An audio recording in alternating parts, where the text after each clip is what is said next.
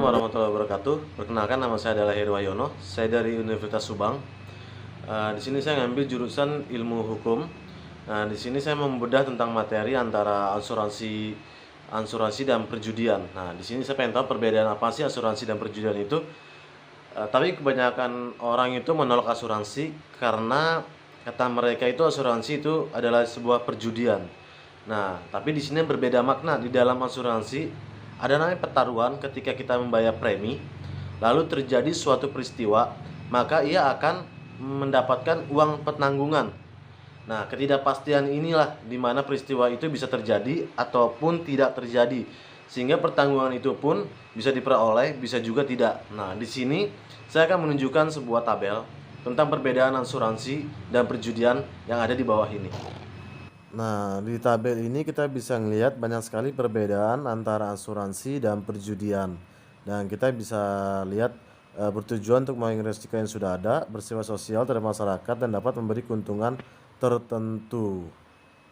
Tadi kita sudah melihat sebuah tabel antara perbedaan asuransi dan perjudian. Tapi benarkah asuransi sama dengan judi?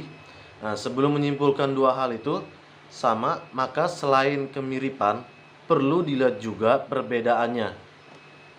Antara asuransi dan perjudian itu perbedaannya adalah dari niat dan tujuannya gitu.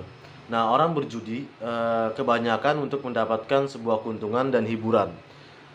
Kalau di asuransi tujuannya tidak untuk mendapatkan hiburan ataupun keuntungan. Melainkan untuk mendapatkan atau merugikan atau kerugian yang mungkin timbul jika terjadi peristiwa atau yang diinginkan. Jadi kalau asuransi itu kan misalkan terjadi suatu peristiwa, entah dari benda yang kita asuransikan ataupun dari kesehatan yang asuransikan, nanti ada timbal baliknya, yaitu sebuah keuntungan untuk membackup benda kita tersebut atau mobil kita tersebut atau penyakit kita tersebut gitu. Kita bisa lihat di sini ada antara perbedaan asuransi dan perjudian yang ada di bawah tabel ini. Kita bisa lihat nih perbedaan antara asuransi dan perjudian. Yang pertama terdapat perjudian atau pertaruhan. Di dalam undang-undang tidak memberikan akibat hukum dari perjudian yang timbul adalah natural like atau freebie maintenance, sedangkan dari asuransi timbul suatu perikatan sempurna. Yang kedua, kepentingan dalam asuransi adalah karena adanya peristiwa tak tertentu. Itu untuk tidak terjadi di luar atau sebelum ditutup perjanjian. Sedangkan perjudian kepentingannya atas peristiwa tidak tertentu. Itu baru ada perbedaan kedua belah pihak dengan diadakannya perjudian, perjanjian atau pertaruhan. Jadi kalau di dalam perjudian ini adalah untuk mencari satu keuntungan untuk diri kita sendiri dan satu hiburan untuk kepada diri kita sendiri. Kalau di dalam asuransi itu tidak ada terjadi namanya pertaruhan atau sifat hukumnya itu tidak ada.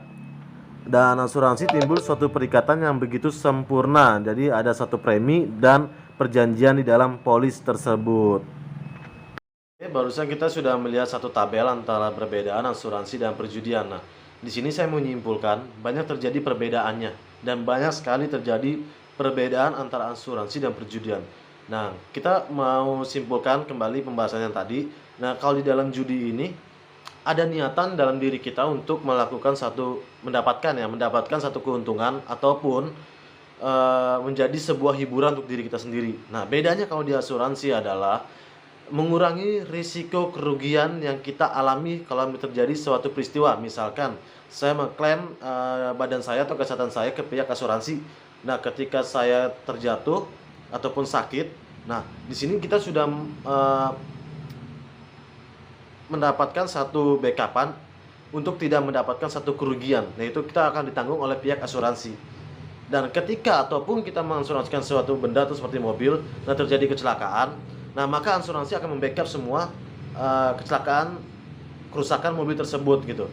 Jadi ada perbedaan yang sangat begitu jauh gitu antara asuransi dan perjudian. Dan mungkin sampai di sini dulu pembahasan materi kita tentang asuransi dan perjudian. Mudahan ada manfaat dan ilmu yang kalian dapat. Dan kalau misalkan ada materi yang kurang bagus ataupun ada salah pemahaman, mohon dimaafkan. Saya juga sama-sama lagi belajar. Jadi mungkin sekian sampai di sini dulu. Assalamualaikum warahmatullahi wabarakatuh.